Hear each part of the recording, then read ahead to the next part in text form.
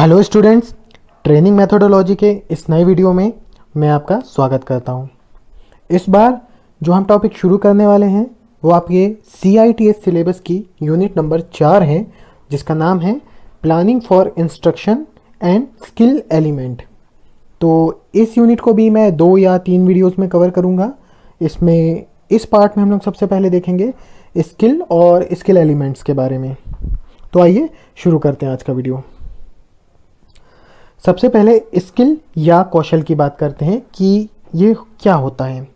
तो skill can be defined as the habit of doing a work in a most economical way. मतलब किसी भी कार्य को कुशल तरीके से या किसी भी कार्य को इकोनॉमिकल तरीके से करने की आदत को ही कौशल कहा गया है। ठीक है, किसी भी कार्य को इकोनॉमिकल मतलब मितव्ययी व्यय से या किफ़ायती व्यय से, किफ़ायती तरीके से अगर आप किसी कार्य को करते हैं या कार्य को करने की आदत है तो वही कहलाएगी कौशल। अब यहाँ पर आया इकोनॉमिकल या किफ़ायती शब्द, तो इससे अर्थ क्या निकलता है? इकोनॉमिकल किस वे में होना चाहिए? इकोनॉमिकल सिर्फ मनी पॉइंट ऑफ व्यू से नहीं होगा, यह आपकी एक्यूरेसी और टाइम के पॉइंट ऑफ व्यू से भी होगा। मतलब आप एक जो आपका टास्क है या एक प्रोसेस है उसको आप स्किल तरीके से तभी कहा जाएगा करना जब आप उसको एक एक्यूरेसी में करें, एक टॉलरेंस लिमिट जो दी हुई है उसमें करें और प्रॉपर टाइम में करें, तभी वो माना जाएगा कि वो एक स्किल्ड वर्क है। दूसरा है it is the ability to use knowledge effectively in execution और परफॉर्मेंस। जो कुछ भी आपने सीखा है, जो भी आपका ज्ञान है, उसको सही तरीके से अपने कार्य में जो प्रयोग करने की क्षमता होती है उसी को कौशल कहा जाता है। ठीक है, और स्किल जो होगा जनरली रिफर करेगा आपके एक्शंस को। स्किल जनरली आपके एक्शंस को होगा, क्योंकि आपका ये थ्योरी नहीं है कि आपको ट्रांसफ़र या आप जो भी सीख रहे हैं वो थ्योरेटिकल फॉर्म में हो रहा है, ये प्रैक्टिकली फॉर्म में होता है। तो यहाँ पर एक्शन को रिफ़र करता है स्किल। तो आई होप ये डेफिनेशन जो है स्किल की या बेसिक कंसेप्ट है ये आपको समझ में आया होगा। आगे देखते हैं basic elements of skill. Skill के 3 बेसिक एलिमेंट्स बताए गए हैं। सबसे पहला होता है एक्यूरेसी। एक्यूरेसी का मतलब होता है शुद्धता। अब अगर मैं एक्यूरेसी की बात करूंगा तो सिंपल सा इसका मीनिंग ये है कि जो भी आपका जॉब है, जो भी आपका टास्क है, उसको आप उसकी जो भी डायमेंशनल रिक्वायरमेंट या जो भी स्पेसिफिक रिक्वायरमेंट थी उसके कितने करीब गए, उसके कितने नज़दीक आप पहुंच जाते हैं, वो कहलाती है एक्यूरेसी। दूसरे शब्दों में से टॉलरेंस भी कहा जाता है। एक एग्जांपल लेते हैं कि मान लीजिए एक कंपटीशन रखा गया है, उसमें 2 लोगों को एक गड्ढा खोदने के लिए बोला गया है, 5-5 मीटर का उनको गड्ढा करना था। ठीक है, और एक उनको प्रॉपर टाइम दे दिया गया कि इतने टाइम में आपको इसको कंप्लीट करना है। ठीक है, अब क्या हुआ, दोनों ने गड्ढा खोदना शुरू करा। एक फिक्स टाइम के बाद जो भी जज थे, जिन लोगों ने देखना था कि कैसा इन्होंने परफॉर्म किया है, जाकर उन्होंने होल का मेजरमेंट लिया। पहले व्यक्ति ने 4.5 मीटर खोजा था और दूसरे व्यक्ति का जब नापा तो 4 मीटर 998 सेंटीमीटर, इतना उन्होंने खोदा था। तो क्या है, ये जो दी गई डायमेंशन थी, दूसरा वाला जिसने 4 मीटर 998 सेंटीमीटर खोदा वो डायमेंशंस के ज़्यादा करीब था। उसने अटेन करा उस रिक्वायरमेंट को जो कि उस पर्टिकुलर जॉब की थी। कितना नज़दीकी से करा, वही कहलाता है शुद्धता या एक्यूरेसी। दूसरे शब्दों में से टॉलरेंस भी कहा जाता है। दूसरे एलिमेंट की बात करते हैं जो है speed. Speed is nothing but आप अपने जॉब को कितने टाइम में कंप्लीट करते हैं वही कहलाएगा स्पीड। और कोशिश करा जाएगा कि minimum time to complete the job अगर मैं बोलूँ तो वो कहलाएगा स्पीड। ठीक है, अब बात करते हैं कि स्पीड या एक्यूरेसी, ये दोनों की जो मैंने बात करी, क्या ये एक बार में हो जाएगी डेवलप? नहीं, ये एक बार में डेवलप होने वाली चीज़ नहीं है। It is a continuous process. आप बार बार जॉब को प्रैक्टिस करेंगे, आप एक अच्छी एक्यूरेसी के साथ जॉब या टास्क को परफॉर्म करेंगे, और मीनवाइल आपका टाइम भी उस प्रोसेस को करने में या उस टास्क को करने में कंटिन्यूसली टाइम भी डिक्रीज़ होगा। तब आप इफ़िशिएंट कहलाएंगे, तब आप स्किल्ड कहलाएंगे। और मैं ब्रॉड वे में बात करूँ तब आप स्किल्ड कहलाएंगे। तो स्किल का एक और एलिमेंट की बात करते हैं जो है तीसरा एलिमेंट, वर्कमैनशिप, या जिसे कहा जाता है कार्यकुशलता। कार्यकुशलता क्या होता है? Efficiency of doing work. In simple language में बात करूँ, efficiency of doing any work is called workmanship, मतलब कार्य करने की दक्षता को। अब कार्य करने की दक्षता से यहाँ पे संबंध इस चीज़ से है कि जब आप कोई टास्क परफॉर्म करते हैं तो उसके साथ आपको बहुत सारी tools, equipments, machinery, safety equipments, इन सब के बीच में कोऑर्डिनेशन रखना पड़ता है, इनकी प्रॉपर हैंडलिंग करना पड़ती है, एक डिसिप्लिन मेंटेन करना पड़ता है। तभी आप एक प्रॉपर कोऑर्डिनेशन और डिसिप्लिन के साथ ये जो दो एलिमेंट हैं ऊपर के, एक्यूरेसी और स्पीड, इनको अचीव कर पाते हैं with the help of this. अगर आपकी वर्कमैनशिप, कार्यकुशलता अच्छी है तो आप एक्यूरेसी और स्पीड, इन दोनों को क्या कर पाते हैं, अचीव कर पाते हैं। तो ये थे 3 एलिमेंट्स स्किल के। और मैं आपको एक चीज़ बताऊं कि इन्हें आप इसी क्रम में याद रखें। कई बार एग्जाम्स में डायरेक्ट पूछ लिया जाता है कि which of the following is the first और second element of the skill. तो वहाँ पर आपको पता होना चाहिए कि फर्स्ट एलिमेंट एक्यूरेसी को रखा है, सेकंड स्पीड को और थर्ड वर्कमैनशिप को। तो आई होप कि एलिमेंट्स क्या थे स्किल के आपको समझ में आए होंगे। आगे देखते हैं कैरेक्टरिस्टिक्स ऑफ स्किल, मतलब कौशल की अभिलक्षण या कौशल की विशेषताएं भी बोल सकते हैं आप इसको। सबसे पहला होता है चेन और मोटर रिस्पॉन्स। तो सबसे पहले बात करेंगे कि रिस्पॉन्स क्या होता है। तो रिस्पॉन्स हम लोग पहले भी बात कर चुके थे कि कोई एक स्टिमुलस है, ठीक है, स्टिमुलस के कारण जो आपकी बॉडी रिएक्शन कर रही है, ठीक है, उसको क्या हुआ, स्टिमुलस के कारण क्या होंगे, आपकी सेंसेस एक्टिव हो जाएंगी, है ना।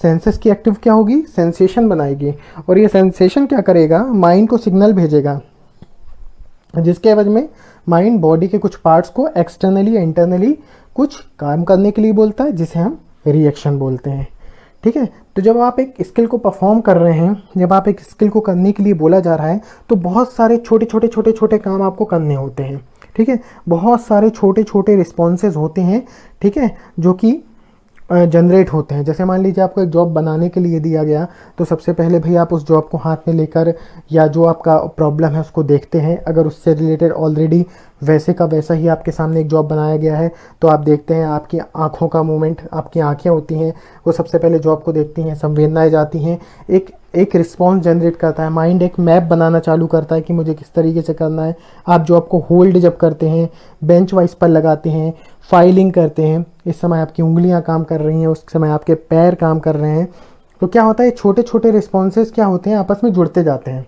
और ये जब रिस्पॉन्सेज आपस में जुड़ते हैं तो इसी को बोला जाता है चेन रिस्पॉन्स या मोटर रिस्पॉन्स, ठीक है, इसी को कहा जाता है चेन रिस्पॉन्स या मोटर रिस्पॉन्स। आगे बात करते हैं दूसरे कैरेक्टरिस्टिक की, जो है मूवमेंट कोऑर्डिनेशन, मतलब गति समन्वय। अब क्या है, ये छोटे छोटे रिस्पॉन्सेज आ रहे हैं और ये रिस्पॉन्सेज क्या करेंगे, आपस में जुड़ते जाएंगे, आपस में कोऑर्डिनेशन लाएंगे, ठीक है। कोई काम ऐसा अकेला नहीं होगा कि हाथ एक अलग डायरेक्शन में काम कर रहा है जबकि पैर उसका साथ नहीं दे रहे हैं, या आइज़ और हैंड मूवमेंट प्रॉपर नहीं बन रहा है जिसके कारण आप काम नहीं कर पा रहे हैं। ऐसा नहीं होता है।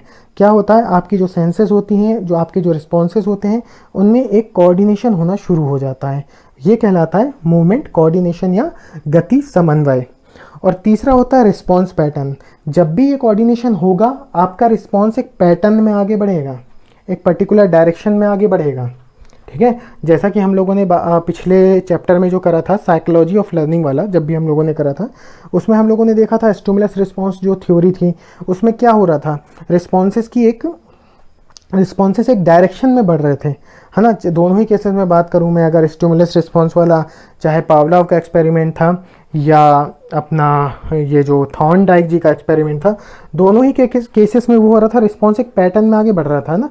ये सारा कुछ स्टिमुलस रिस्पॉन्स का एक पैटर्न था। जैसे खाना है, बिल्ली को पिंजरे से बाहर निकलने के लिए वो रिस्पॉन्सेस कर रही थी जिससे वो खाना खा सके। तो इस तरीके के ये जो रिस्पॉन्सेस बनते हैं, इस तरीके के जो कोऑर्डिनेशन होता है मूवमेंट का, उसके कारण एक रिस्पॉन्स एक पैटर्न में, प्रतिक्रिया एक पैटर्न में आगे बढ़ती है, जिसके कारण आपका काम होता है या आप कार्य कर पाते हैं। सिंपल सी बात है, आप काम कैसे करते हैं, आपके बॉडी ऑर्गन्स किस तरीके से रिएक्शन प्रोड्यूस करते हैं और किस तरीके से वो काम होता है, यही सारा कुछ इन कैरेक्टरिस्टिक्स में बताया गया है। तो आई होप ये भी आपको समझ में आया होगा।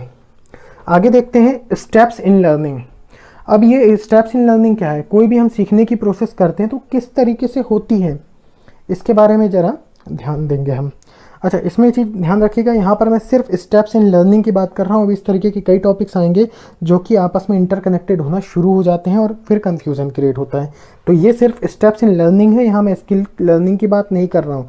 It can be any kind of learning, it can be theoretical learning और as well as practical learning और स्किल लर्निंग। ठीक है, तो स्टेप्स इन लर्निंग क्या होती हैं देखते हैं। सबसे पहली स्टेप होती है एक्विजिशन फेज। एक्विजिशन फेज होती है मतलब अधिग्रहण की अवस्था, मतलब किसी भी चीज़ को आपके दिमाग में अंकित कर देना, बिठा देना, वो कहलाता है एक्विजिशन। ठीक है, अधिग्रहण कर लेना, नेल कर देना। जैसे मान लीजिए अभी ये वीडियो चल रहा है, ये सारी जानकारी I want to nail in your mind. ठीक है, तो ये कहलाएगा अधिग्रहण अवस्था।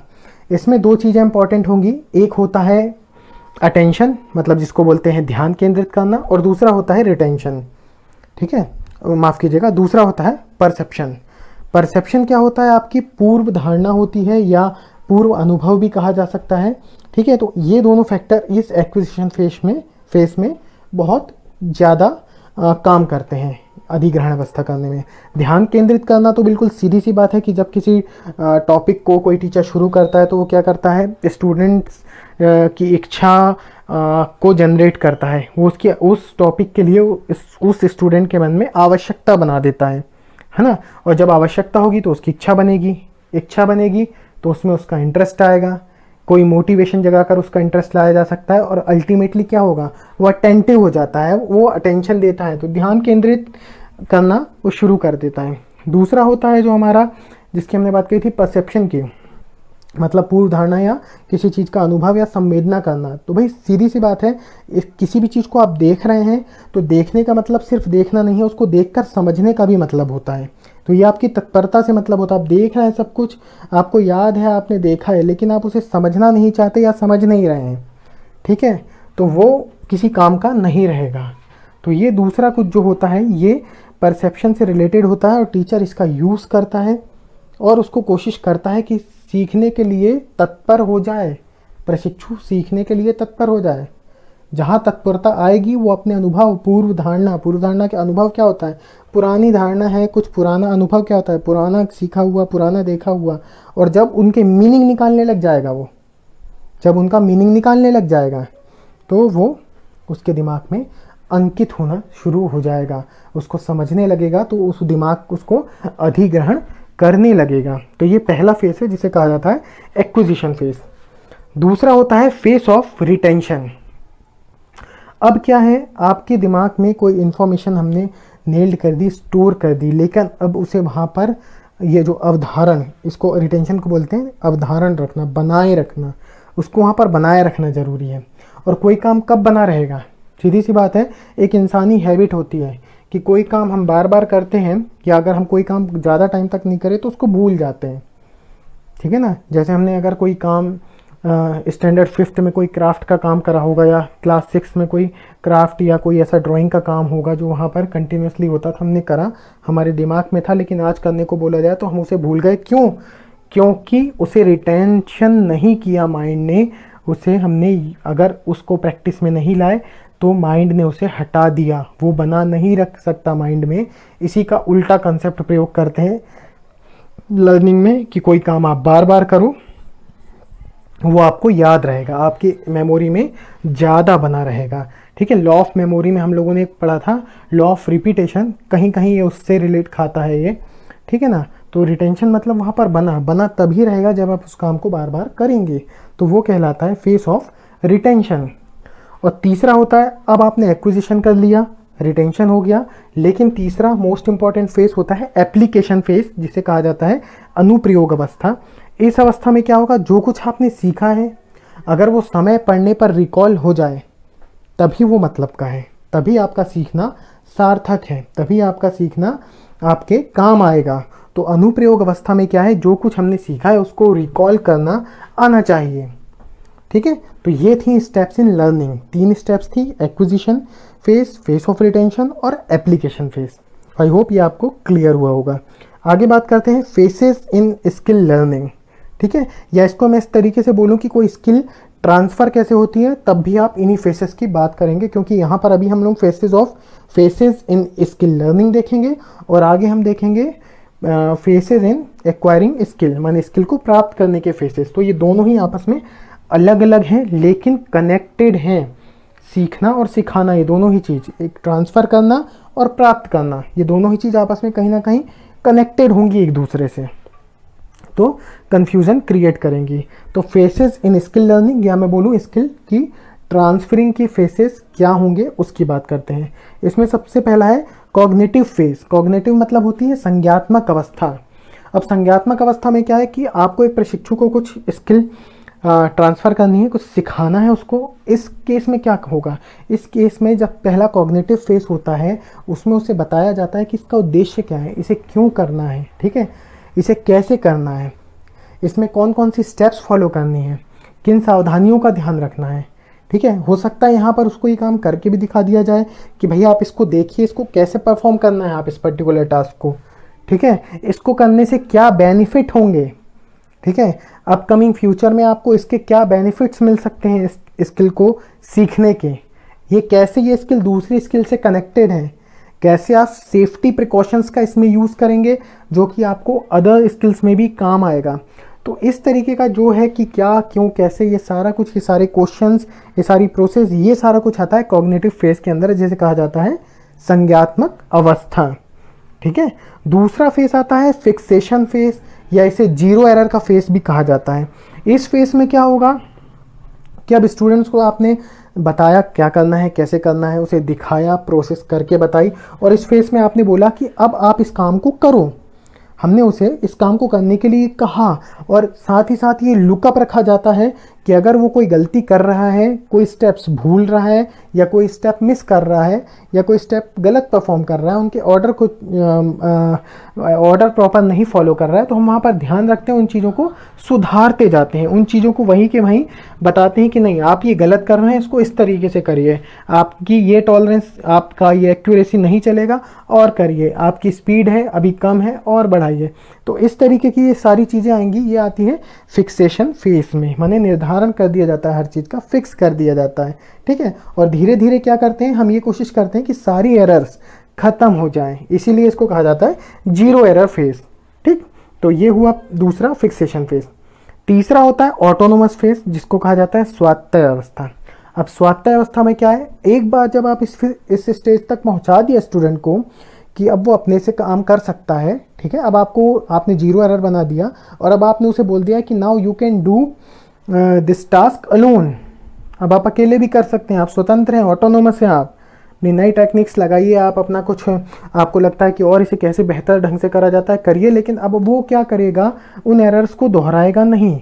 आपको जो मोटो था कि इस स्किल को इस बंदे को सीख जाना है, या इस स्टूडेंट को सीखना है, और वो उसे सीख चुका है, अगर वो अकेले परफॉर्म कर रहा है, अगर वो ऑटोनोमस स्टेट में काम कर रहा है, मतलब वो उस स्किल को सीख चुका है। तो ये थे 3 फेसेस इन स्किल लर्निंग, ठीक है। इन स्किल ट्रांसफरिंग भी मैं बोलूँ तो गलत नहीं होगा। अब अगर आपको क्वेश्चन आता है स्किल ट्रांसफरिंग के कितने फेस होते हैं, तो T से ट्रांसफर याद रखना, T से 3 याद रखना, ठीक है। या स्किल लर्निंग के कितने फेसेस हैं, तो 3 हैं। पहला होता है कॉग्निटिव, फिक्सेशन और ऑटोनोमस फेस। इसको याद रखिएगा, ये बहुत ज़्यादा कंफ्यूजन क्रिएट कर देते हैं, ठीक है। आगे बात करते हैं फेसेस ऑफ एक्वायरिंग स्किल। अब कोई स्किल है, हम तो सिखा रहे हैं, सीखना कैसे हो रहा है, उसकी प्राप्ति कैसे हो रही है स्टूडेंट को, ये हो गया स्किल प्राप्ति या एक्वायरिंग करना। तो कौशल की प्राप्ति कैसे हो रही है, उनके फेसेस की बात कर रहे हैं। सबसे पहला होता है ऑब्जर्वेशन फेस, इसमें 4 होते हैं। पहला है ऑब्जर्वेशन, ठीक है, जिसे बोला जाता है अवलोकन। इस फेस में क्या होगा कि भाई स्टूडेंट को आप जैसे कि जब बोलते हैं कि ठीक है ये क्या करना है, क्यों करना है, कैसे करना है, मैं पीछे इसे बार बार कनेक्ट करता चलूँगा, ठीक है। पिछले कहाँ पर, जहाँ पर हमने स्किल ट्रांसफरिंग किया, स्किल लर्निंग की बात करी थी, तो पीछे देखिए पहला वाला हमारा क्या था, ये था हमारा पहला कॉग्निटिव फेस। हम उसको बताते थे कि क्या करना है, क्यों करना है, कैसे करना है, और प्रोसेस कुछ उसको करके भी बताते थे स्टूडेंट को, ठीक है। तो यहाँ पर हम करके बता रहे हैं। और जब इसकी बात कर रहे हैं ऑब्जर्वेशन फेस की, तो यहाँ पर क्या हो रहा है, वो स्टूडेंट उन चीज़ों को देख रहा है, वो सीख रहा है, वो समझ रहा है कि भाई कैसे करना है मुझे काम, मुझे क्या क्या चीज़ों का ध्यान रखना है। हो सकता है अपने माइंड में हर स्टूडेंट कुछ ना कुछ चीज़ें देखकर उसे सीखता है, समझता है, तो ये चल रहा है। तो पहला फेस है वो है ऑब्जर्वेशन का, मतलब वो अवलोकन करता है, वो देखता है कि किस तरीके से इस कार्य को करा जा रहा है, क्या सही तरीका है, क्या सेफ्टी प्रिकॉशन फॉलो करना है, कैसे मशीन को ऑन ऑफ करना है, कैसे जॉब की सेटिंग करना है, कैसे जॉब फिनिश करना है, ये सारा कुछ वो देखता है, ठीक है। दूसरा फेज़ कहलाता है पार्टिसिपेशन। मीनवाइल ये फेज़ भी तकरीबन ऑब्जर्वेशन के बाद शुरू हो जाता है, जब अगर एक टीचर है वो डेमो करके बता रहा है स्टूडेंट को, जैसा कि मैंने अभी पिछले आपको बताया था स्किल ट्रांसफरिंग में, वो कॉग्निटिव फेज़ में बताता है कि इस काम को कैसे करना है। हो सकता है वो परफॉर्म करके भी बताए कि इस स्किल को आपको कैसे करना है। तो वहाँ पर जब ये पार्टिसिपेशन फेज़ होता है ये वाला, तो यहाँ पर क्या करता है, स्टूडेंट्स को धीरे धीरे इन्वॉल्व किया जाता है कि वो आपकी हेल्प करें। रॉ मटेरियल क्या है वो आपको टूल्स ला कर दें, आपको टूल्स को अरेंज करने में, हैंडलिंग करने में मदद करें, है ना, जॉब की सेटिंग और डिसमेंटलिंग करने में आपकी हेल्प करें। तो इस तरीके से हम भागीदारी बढ़ा लेते हैं उस पर्टिकुलर स्किल को करने में, उस स्टूडेंट के उसका इंटरेस्ट लाना हम शुरू करते हैं। जैसा कि हम स्किल जब नॉर्मल लर्निंग में कहते हैं कि हमको इंटरेस्ट बनाना है। इस इंटरेस्ट कब बनेगा, वो करेगा जब काम को। तो धीरे धीरे हम उसको क्या करते हैं, उसकी सहभागिता या उसका पार्टिसिपेशन बढ़ाते हैं। और जब वो पार्टिसिपेशन करने लगता है, ठीक है, तो उसको फील होता है कि हाँ आई एम डूइंग समथिंग, मैं कुछ सीख रहा हूँ, मैं कुछ कर रहा हूँ। लेकिन ऑटोमेटिकली प्रोसेस हम पीछे से फॉलो कर रहे थे कॉग्निटिव फेस के थ्रू, अगर हम उसको ट्रांसफ़र कर रहे हैं, और स्टूडेंट अपना पार्टिसिपेशन धीरे धीरे बनाने लगता है। ठीक है, तो ये दूसरा फेज़ था पार्टिसिपेशन का। तीसरा होता है इमिटेशन। तीसरा फेज़ है इमिटेशन, मतलब होता है अनुकरण करना या नकल करना। तीसरे फेज़ में हम स्टूडेंट को बोलते हैं कि अब आप इस जॉब को परफॉर्म करिए, अब आप इस जॉब को परफॉर्म करिए, और हम एक प्रॉपर गाइडेंस रख रहे हैं ना। तो स्टूडेंट को बोल दिया, अब स्टूडेंट उस जॉब को कोशिश कर रहा है कि हम अपने इंस्ट्रक्टर की तरह या जो भी हमको बताया गया है उस तरह से उसको फॉलो करें। उसमें कुछ गलतियां होती हैं, वो आपसे आके पूछता है इसको कैसे करना है, इवन दो हम खुद उसे गाइडेंस में रखे हुए हैं, बट ठीक है वो हमसे आकर पूछ रहा है, दैट इज़ वेरी गुड। हम उसको बताते हैं इसको इस तरीके से करिए, इसमें ये स्टेप करिए, या जॉब को चेक कराया जाता है बार बार, तब बताया जाता है कि इसमें ये सुधार करिए। तो नकल ये जो है, ये नकल का स्टेट आता है, इसमें वो अपनी गलतियों को सुधारता जाता है और आगे बढ़ता जाता है। और चौथा आता है रिपीटेशन। ये प्रोसेस कंटिन्यूसली चलती रहती है, और बार बार इस काम को करते करते एक टाइम ऐसा आता है कि उसकी एक्यूरेसी बढ़ जाती है, उसका जो टाइम टेकन होता है वो कम हो जाता है, और एक अच्छी वर्कमैनशिप डेवलप करने के साथ साथ वो उस स्किल को प्राप्त कर लेता है, वो स्किल वो सीख जाता है जो कि वो हम लोग चाह रहे थे ट्रांसफ़र करना। तो यहाँ पर अगर मैं पीछे बात करूँ, जो आपको फेसेस इन स्किल लर्निंग था, तो ये जो फिक्सेशन फेस मैंने आपको बताया था, ये वाला दूसरा फिक्सेशन फेस किसकी तरह है, फिक्सेशन फेस यहाँ पर इमिटेशन की तरह है भाई, कि क्या है, जहाँ पर हम लोग चाह रहे हैं कि भाई वहाँ पर जीरो एरर बने फिक्सेशन जोन में, फिक्सेशन फेस में, वैसा ही यहाँ पर इमिटेशन में हो रहा है कि भाई वो नकल कर रहा है और आपसे गाइडेंस ले रहा है, आप गाइडेंस दे रहे हैं, उसकी गलतियों को कम कर रहे हैं, अल्टीमेटली वो जीरो एरर बन रहा है। और ये जो रिपीटेशन वाला फेस है, धीरे धीरे अब क्या है, उसको उस स्किल को परफेक्ट करना है। हमने छोड़ दिया भाई अब करो, गलतियां नहीं कर रहे, अब आप क्या कर रहे हैं, आप अपना टाइम मैनेज करो, एक्यूरेसी और ज़्यादा लाओ, एक अच्छी वर्कमैनशिप डेवलप करके उस टास्क में या उस स्किल में आप पारंगत हो जाओ, उस कौशल को करने के लिए बोलना चाहिए कि आप बहुत ही अच्छी तरीके से उस स्किल को अपने में सीख लें, उतार लें। तो ये थे फेसेस ऑफ एक्वायरिंग स्किल, या आई होप ये आपको समझ में आया होगा। ऑब्जर्वेशन, पार्टिसिपेशन, इमिटेशन और रिपीटेशन, ये 4 फेस होते हैं एक्वायरिंग स्किल के। ठीक है, तो आई होप कि ये वीडियो आपको समझ में आया होगा, है ना, आपको समझ में आया होगा, मैंने नेल्ड कर दिया होगा आपके माइंड में, ठीक है ना, आपके माइंड में मैंने नेल्ड करा होगा। आप कॉन्सेंट्रेट अगर हैं तो आप क्या करेंगे, उससे ज़्यादा समय तक अपने माइंड में बना रख पाएंगे, रिटेंशन कर पाएंगे। ज़्यादा समय तक अपने माइंड में बनाने के लिए क्या करना है, आपको बार बार इसको देखना है, प्रैक्टिस करना है ना, पढ़ते रहना है, तो क्या होगा, रिटेंशन रहेगा। और जब एग्ज़ाम के टाइम पर क्या होगा, आपको रिकॉल की नीड होगी तो आपको याद आ जाएगा। यही होता है यही होता है लर्निंग। ठीक है, तो लर्निंग करिए, देखते रहे इस वीडियो को और पढ़ाई करिए। कोई डाउट है तो कोशिश करेंगे उसको हम लोग क्लियर करें। तो कमेंट्स में जो भी डाउट है उसको लिखिए, है ना, उसको क्लियर करने की कोशिश करेंगे। चलिए, थैंक यू वेरी मच।